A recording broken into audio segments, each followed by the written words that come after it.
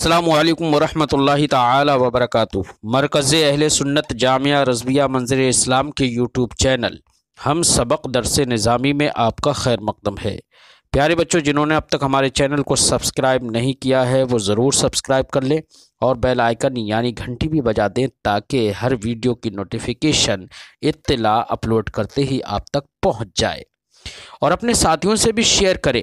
Share کرنا نہ بھولیں تاکہ ان کو بھی فائدہ حاصل کرنے کا موقع ملے، اور بات پسند آئے تو لائک بھی کیا کریں اور اپنے قلبی تأثر کو ضرور کمنٹ کر کے بتائیں۔ بسم اللہ الرحمن الرحیم۔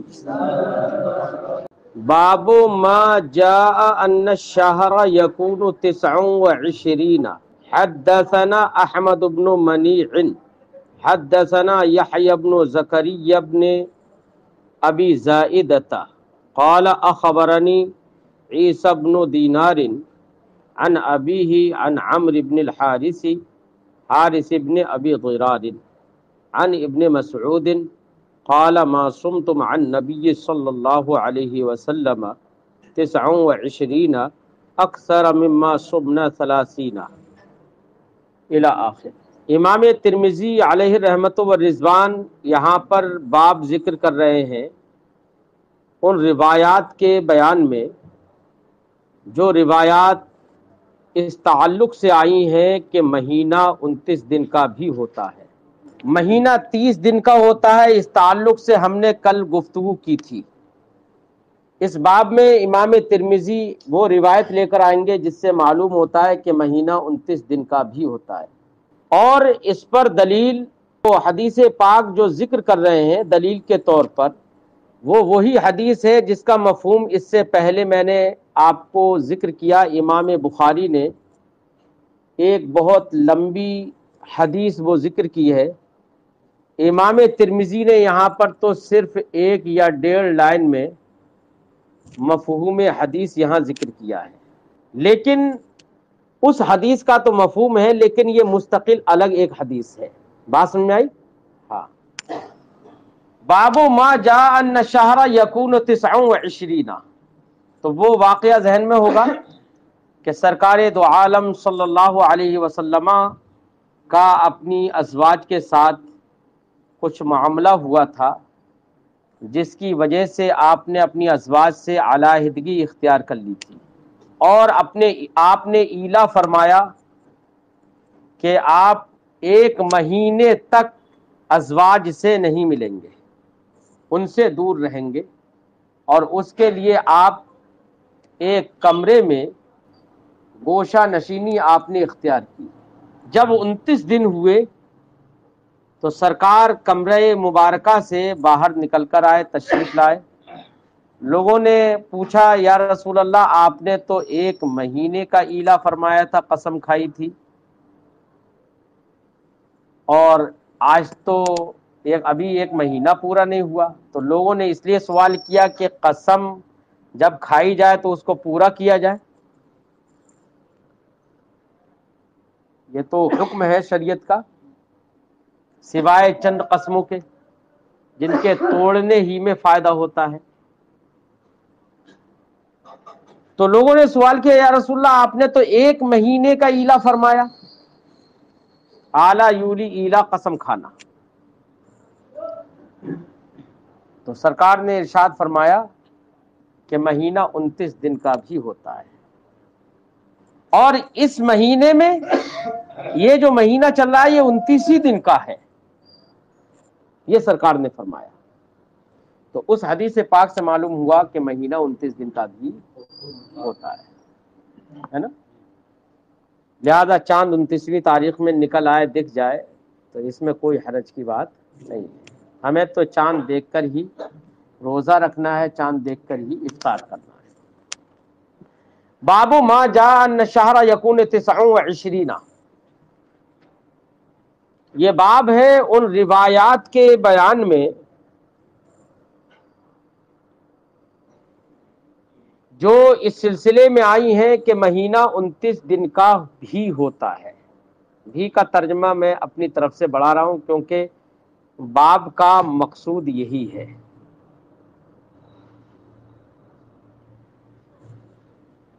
حدثنا احمد ابن منی، امام ترمذی فرماتے ہیں ہم سے حدیث بیان کی احمد ابن منی نے، وہ کہتے ہیں حدثنا یحیی ابن زکریا، ہم سے حدیث بیان کی یحییٰ ابن زکریا نے، یحییٰ ابن زکریا بن ابی زائدہ نے، قال انہوں نے کہا اخبرنی عیسی ابن دینار، مجھے خبر دی عیسی ابن دینار نے، عن ابی، وہ اپنے والد دینار سے روایت کرتے ہیں، وہ روایت کرتے ہیں عن عمرو بن الحارث، عمرو بن حارث بن ابی ضرار سے، وہ روایت کرتے ہیں عن ابن مسعود، حضرت عبداللہ ابن مسعود رضی اللہ تعالی عنہ سے، قال انہوں نے کہا ما صمتم عن نبی صلی اللہ علیہ وسلم 29 اکثر مما صمنا 30۔ عبداللہ ابن مسعود رضی اللہ تعالیٰ عنہ فرماتے ما صمتم، ما نافیہ، ما صمتم عن نبی صلی اللہ علیہ وسلم 29، میں نے نبی کریم صلی اللہ علیہ وسلم کے ساتھ 29 روزے نہ رکھے، 29 روزے کیسے مطلقاً نہیں، اکثرا اس سے زیادہ، مما صمنا 30، اس سے زیادہ نہیں رکھے جو ہم نے 30 روزے رکھے تھے، یعنی زیادہ تر سرکار کے ساتھ میں ہم نے روزے 30 رکھے ہیں۔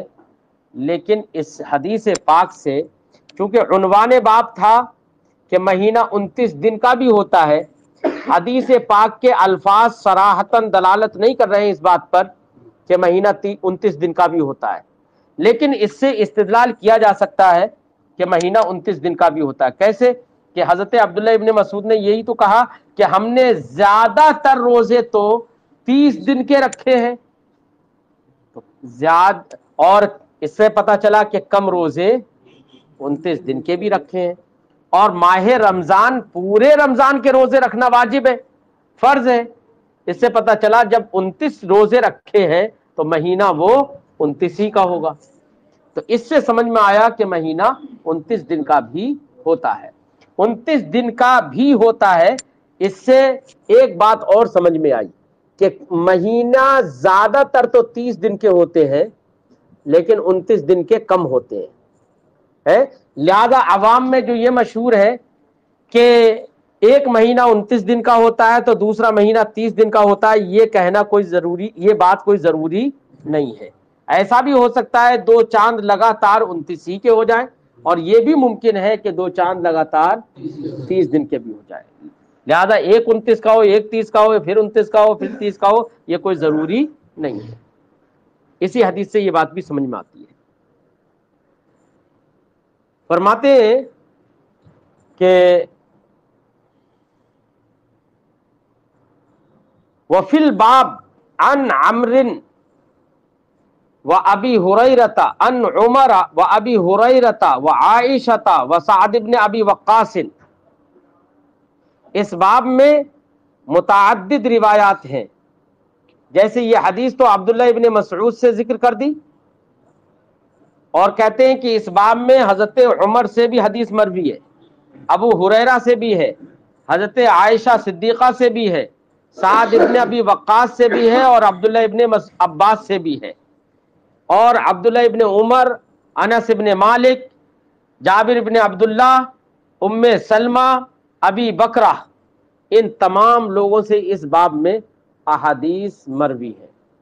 ان النبی صلی اللہ علیہ وسلم قال الشہر یکون 29، کہ رسول کریم صلی اللہ علیہ وسلم نے فرمایا ہے کہ مہینہ 29 دن کا بھی ہوتا ہے۔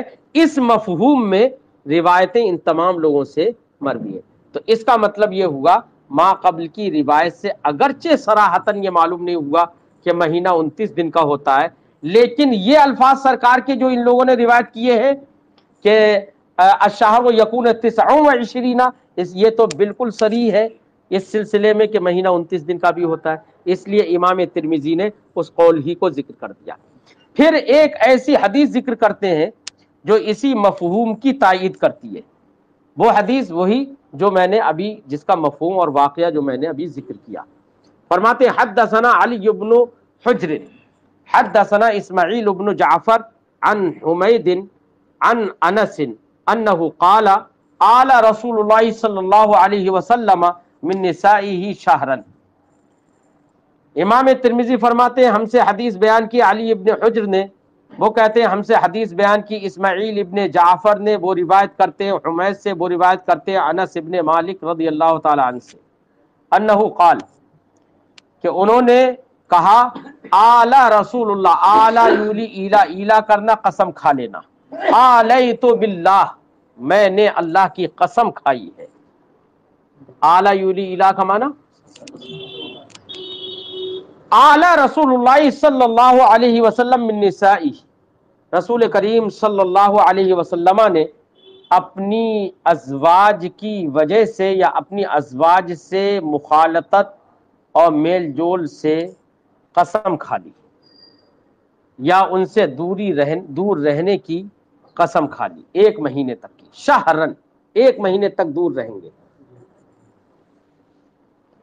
1 مہینے کی کا ایلا فرمایا. فاقام فی مشروبۃ، مشروبہ اور مشربہ دونوں پڑھ سکتے ہیں، را کے فتح اور ضمہ دونوں کے ساتھ. مشربہ کہتے ہیں کمرے کو یا بالا خانے کو، چاہے اس میں ونڈو لگا ہوا ہو یا نہ ہو، چاہے موری ہو یا نہ ہو. موری تو سمجھتے ہوگے، ہاں اس علاقے میں موری بولا جاتا تھا لیکن اب نہیں بولا جاتا ہے. ہاں تو مشروبہ یا مشربہ وہ کمرہ کہلاتا ہے جو اوپر بنا ہوا ہو، چاہے اس میں ونڈو لگا ہوا ہو یا نہ ہو. فاقام فی مشروبہ، تو سرکار نے بالا خانے میں اقامت فرمائی. کب تک؟ 29 یوما. ایلا فرمایا تھا 1 مہینے کا. آلہ رسول اللہ صلی اللہ علیہ وسلم من نسائہ شہرن، شہرن کا ذکر ہوا نا، اور پھر اقامت فرمائی، جدائیگی اختیار فرمائی 29 دن، 29 یوما 29 دن. قالو، تو صحابہ کرام کے ذہن میں تو وہی تھا کہ مہینہ 30 دن کا ہوتا ہے.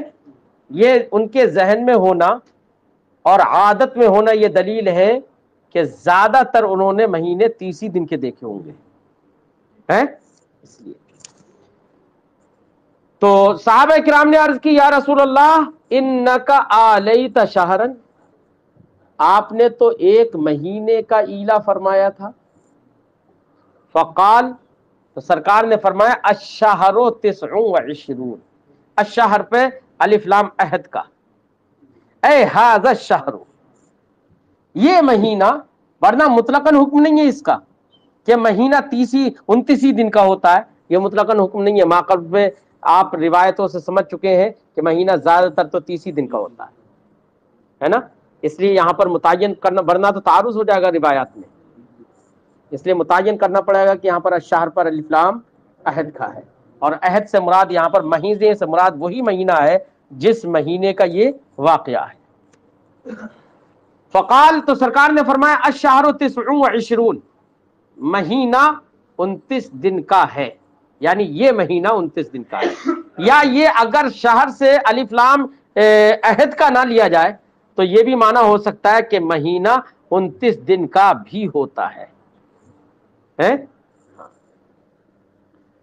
قال ابو عیسیٰ ھذا حدیث حسن صحیح، امام ترمذی فرماتے ہیں یہ حدیث حسن صحیح ہے. امام بخاری نے بھی اس حدیث کو ذکر کیا ہے، لیکن وہ بڑی طویل حدیث ہے، پورا واقعہ اس میں ذکر کیا گیا ہے کہ کیسے کیسے ہوا. حضرت عمر بن خطاب رضی اللہ تعالی عنہ ایک دم گھبرا گئے کہ سنا کہ کیا سرکار نے اپنی بیویوں کو طلاقیں تو نہیں دی دی ہیں. پھر حفصہ بنت عمر کے پاس فوراً تشریف لے کر آئے. سمجھے، وہ اس میں امام بخاری نے جب اس کو ذکر کیا تو پوری تفصیل ذکر کی ہے وہاں. فرماتے ہیں باب ما جاء فی الصوم بالشہادہ، یہ باب ہے ان روایات کے بیان میں جو اس سلسلے میں آئی ہیں کہ شہادت کی بنا پر بھی روزہ رکھ لیا جائے. تو شہادت شرعیہ مختلف احکام میں مختلف طرح کی شہادتیں ہوتی ہیں. گواہیاں ہوتی ہیں، لیکن روزے کے سلسلے میں گواہی کا حکم تھوڑا الگ ہے۔ میں نے آپ کو خلاصہ کل میں نے ذکر کیا تھا کہ ہمارے فقہائے کرام نے فرمایا ہے کہ اگر ماہ رمضان کے روزے کے سلسلے میں، چاند کے سلسلے میں اگر ایک آدمی نے بھی گواہی دے دی کہ میں نے چاند دیکھا ہے، تو قاضی اس کی گواہی کو قبول کر سکتا ہے، بالخصوص بادل اور ابر کے دن میں۔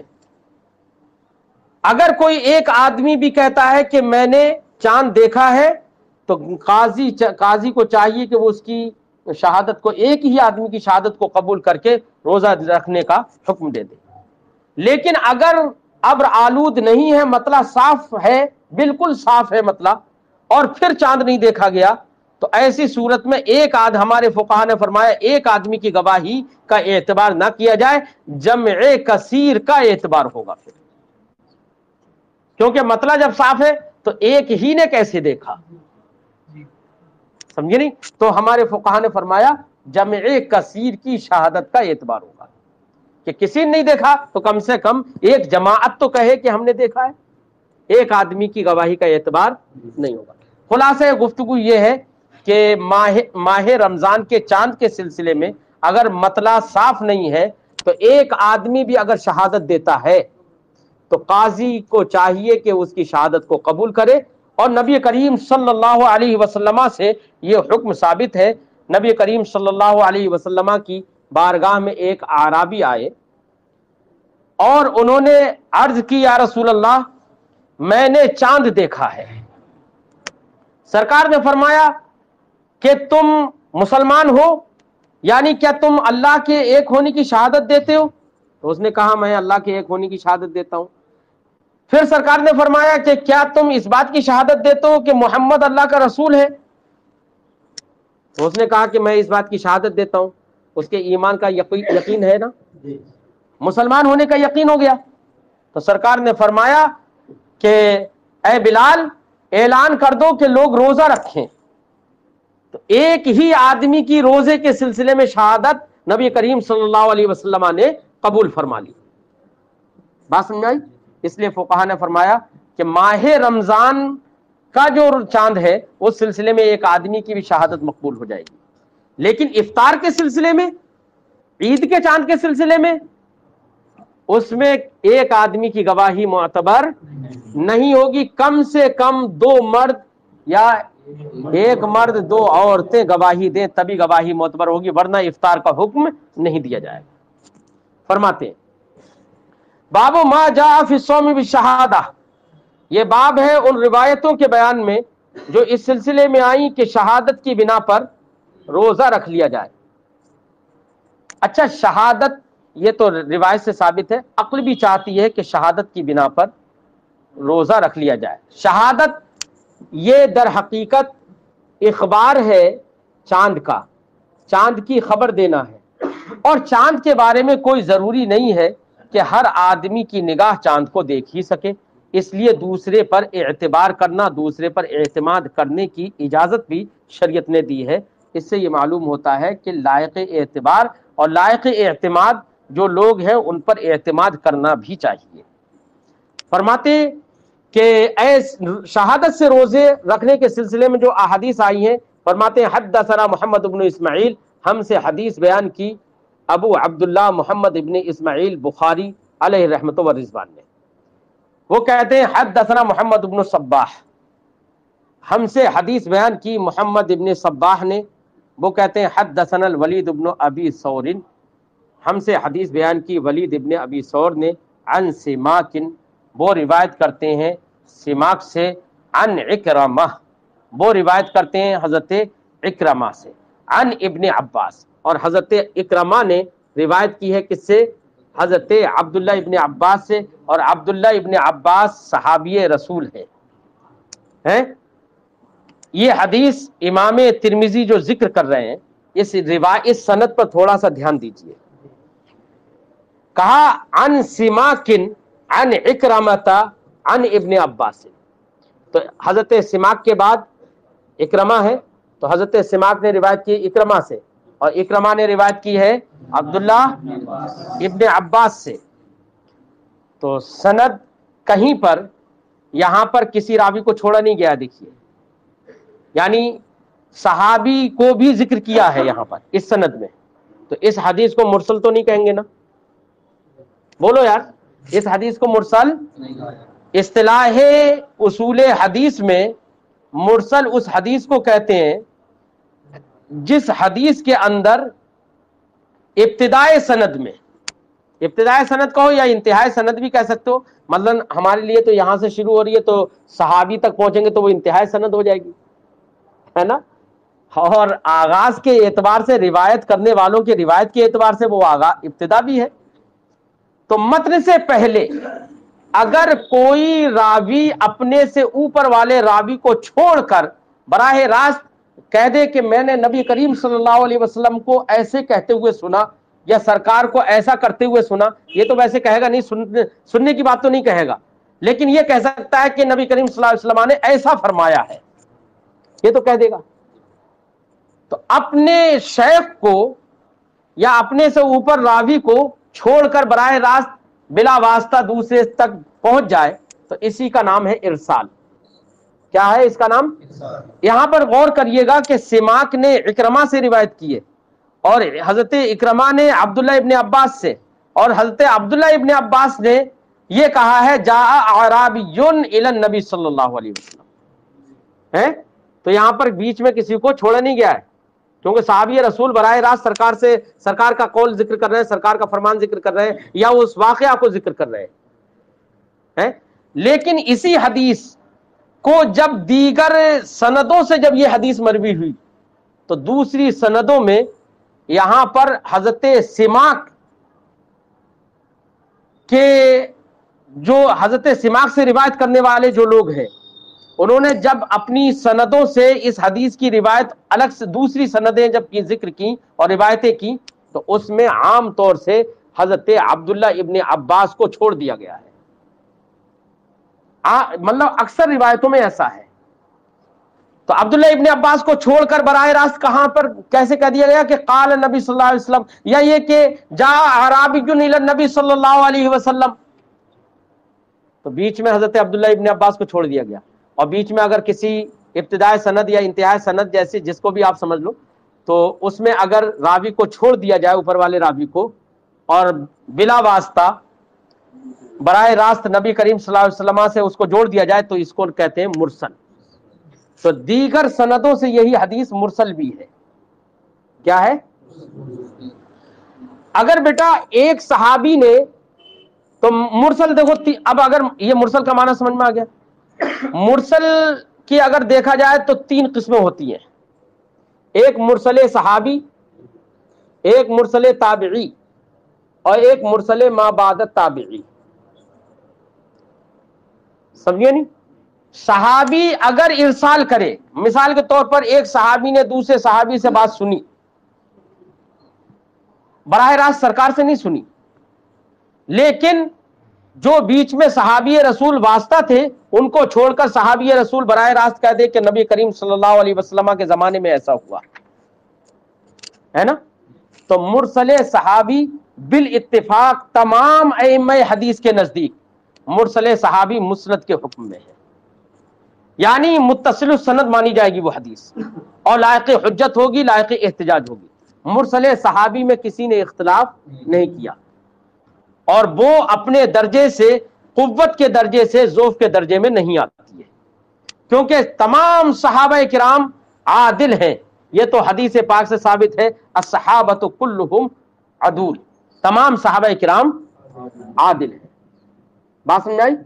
اس لیے کوئی صحابی اگر ارسال بھی کر دے تو ارسال کرنے کے باوجود وہ حدیث لائق اعتماد رہتی ہے. رہا ارسال تابعی، تو ارسال تابعی کے سلسلے میں ہمارے علماء حدیث، اصول حدیث کے ماہرین ائمہ کا یہ قول ہے کہ ارسال تابعی کے سلسلے میں تلاش و جستجو کی جائے گی. تلاش و جستجو کرنے کے بعد اگر کوئی تابعی براہ راست کہہ دیتا ہے کہ سرکار کے زمانے میں ایسا ہوا اور بیچ کے راوی کو ذکر نہیں کرتا تو تلاش و جستجو کی جائے گی.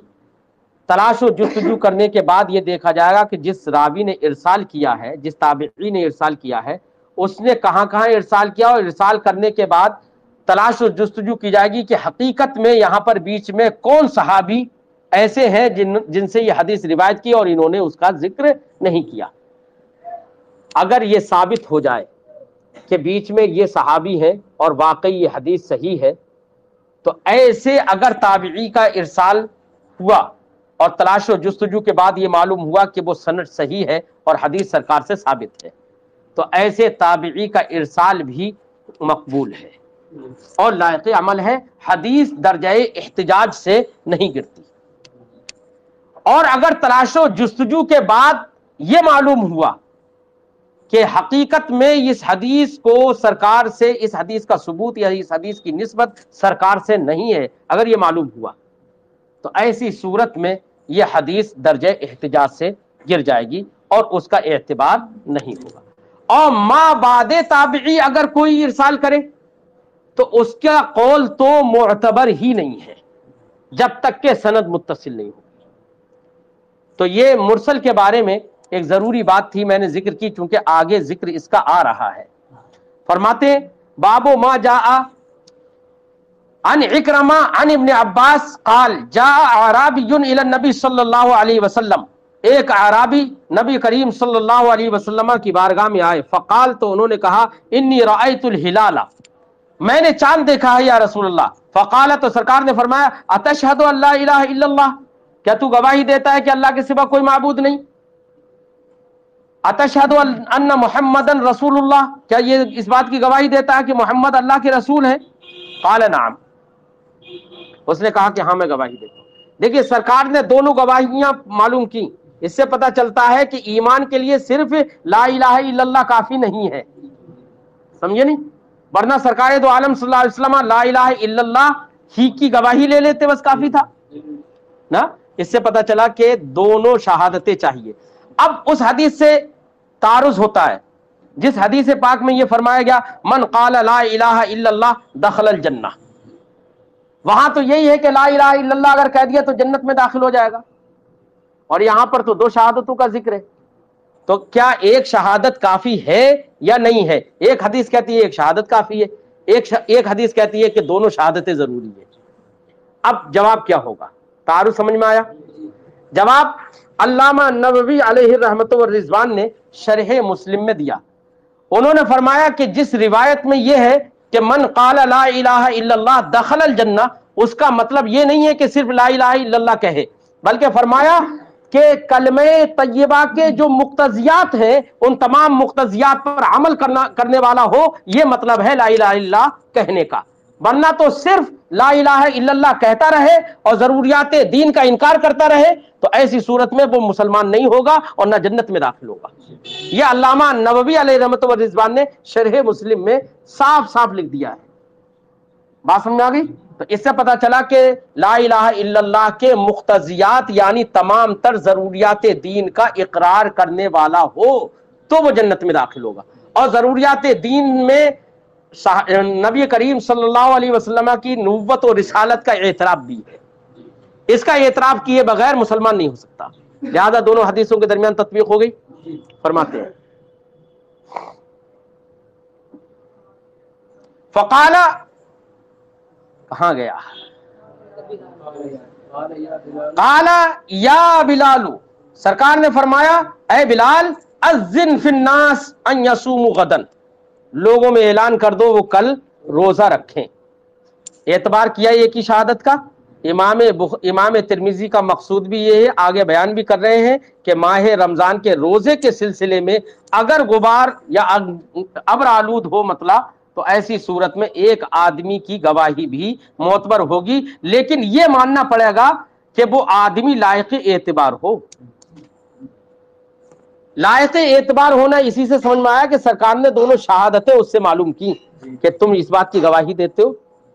اب آج کے زمانے میں تو بیٹا صرف شہادتین کا اعتراف کر لینا ہی کافی نہیں ہے. اس کے احوال کو بھی دیکھا جائے گا۔ اس زمانے میں تو یہ تھا کہ جو شہادتین کا اقرار کرتا تھا، شہادتین کا اور کلمہ گو تھا، تو وہ آدمی اپنے حالات کے تقاضے کے پیش نظر، سرکار کی صحبت اور سرکار کے زمانے کی برکتوں کے پیش نظر، وہ آدمی تمام تر برائیوں سے دور رہتا تھا۔ لیکن آج کے زمانے میں ایسا نہیں ہے۔ اس لیے آج کے زمانے میں شہادتین کے ساتھ ساتھ، مسلمان ہونے کے ساتھ ساتھ، یہ بھی دیکھنا پڑے گا کہ اس کا حال کیا ہے۔ کہیں ایسا تو نہیں ہے کہ وہ جھوٹ ہی بولتا رہتا ہو؟ کچھ لوگ آج کے زمانے میں ایسے بھی ہیں جو ایک دوسرے سے کہہ کے آئیں گے کہ دیکھیے ہم روزہ رکھوا کے دکھاتے ہیں، اور آ کے دکھا دیا قاضی صاحب کے وہ میں نے تو چاند دیکھا ہے، اس کی تو بنیاد ہی میں خطا ہے۔ اس لیے ایسے آدمی کا قول معتبر نہیں ہوگا آج کے وقت میں۔ چلیے خیر ہے، سیوئیوں کا کاروبار کیا؟ ہاں تو ایسا بھی ہو جائے گا، دکاندار کہ بھئی زیادہ بکری ہو جائے پہلے ہی کہہ دیا کہ روز چاند ہو گیا ہے، چاند ہو گیا۔ اور کچھ لوگ ایسے بھی ہوتے ہیں چاند بھی ہو جاتا ہے تب بھی وہ سوچتے ہیں چاند نہ ہو۔ خیر انہی سے پتہ چلتا ہے کہ آج کے وقت میں لوگوں کی باتوں کا زیادہ اعتبار نہیں کیا جا سکتا جب تک کہ احوال اس کے معلوم نہ ہو جائیں۔ حدثنا ابو قریب حدثنا حسین الجعفی عن زائدۃ عن سماک بن حرب نحوہ۔ امام ترمذی کہتے ہیں کہ ہم سے حدیث بیان کی ابو قریب نے، وہ کہتے ہیں ہم سے حدیث بیان کی حسین جعفی نے، وہ زائدہ سے روایت کرتے ہیں، وہ روایت کرتے ہیں سماک ابن حرب سے اسی جیسی حدیث۔ قال ابو عیسیٰ، امام ترمذی فرماتے ہیں حدیث ابن عباس فیہ اختلاف۔ عبداللہ ابن عباس کی جو حدیث ہم نے ماقبل میں ذکر کی وہ ایک الگ سند سے ذکر کی، اس کی اور بھی سندیں ہیں، اس میں اختلاف ہے۔ وروى سفیان الثوری وغیرہ عن سماک ابن حرب، اسی حدیث کی روایت سفیان ثوری نے اور ان کے علاوہ دیگر ائمہ نے سماک ابن حرب سے کی ہے، اور کیسے کی ہے؟ عن سماک ابن حرب عن اکرمہ عن النبی صلی اللہ علیہ وسلم۔ اب دیکھو حضرت عبداللہ ابن عباس کو چھوڑ دیا بیچ میں ہے تو ارسال ہوا نا، ہاں گفتگو کر چکا ہوں مرسل ہونے پر۔ عن النبی صلی اللہ علیہ وسلم مرسلا، مرسل بنا کر، وہ اکثر اصحاب سماک، اور حضرت سماک کے اکثر اصحاب اور شاگرد ایسے ہیں رووا عن سماک عن اکرمہ، کہ انہوں نے روایت اس طریقے سے کی ہے عن سماک عن اکرمہ عن النبی صلی اللہ علیہ وسلم، ارسال کر کے مرسلن، زیادہ تر ایسا ہے، میں نے حکم بتا دیا۔ والعمل على هذا الحديث عند اکثر اہل العلم، اب عمل بتا رہے ہیں کہ اس حدیث پر اکثر اہل علم کے نزدیک عمل ہے۔ قالوا، علماء نے فرمایا تقبل شہادت رجل واحد فی الصیام، روزہ رکھنے کے سلسلے میں ایک آدمی کی بھی شہادت قبول کر لی جائے گی، لیکن احوال کی تلاش و جستجو ضرور کر لی جائے۔ وبہ یقول ابن المبارک، اسی کا قول عبداللہ ابن مبارک کا بھی ہے، امام شافعی کا بھی ہے، امام احمد ابن حنبل کا بھی ہے، لیکن اس میں کچھ اختلاف بھی ہے، آگے فرماتے ہیں۔ قال اسحاق، امام اسحاق نے کہا لا یصام الا بشہادت رجلین، انہوں نے یہی کہا کہ دو ہی مردوں کی شہادت چاہیے، ایک مرد کی شہادت سے روزہ نہیں رکھا جائے گا۔ اپنا اپنا قول ہے۔ ولم یختلف اہل العلم فی الافطار، اختلاف روزہ رکھنے میں تو یہ ہوا کہ ایک مرد کی گواہی معتبر ہوگی یا نہیں، لیکن افطار کے سلسلے میں بالکل اختلاف نہیں ہے، وہاں تو بالاتفاق دو مردوں کی گواہی چاہیے۔ فرماتے ہیں ولم یختلف اہل العلم فی الافطار انہ لا یقبل فیہ الا شہادت رجلین، ٹھیک۔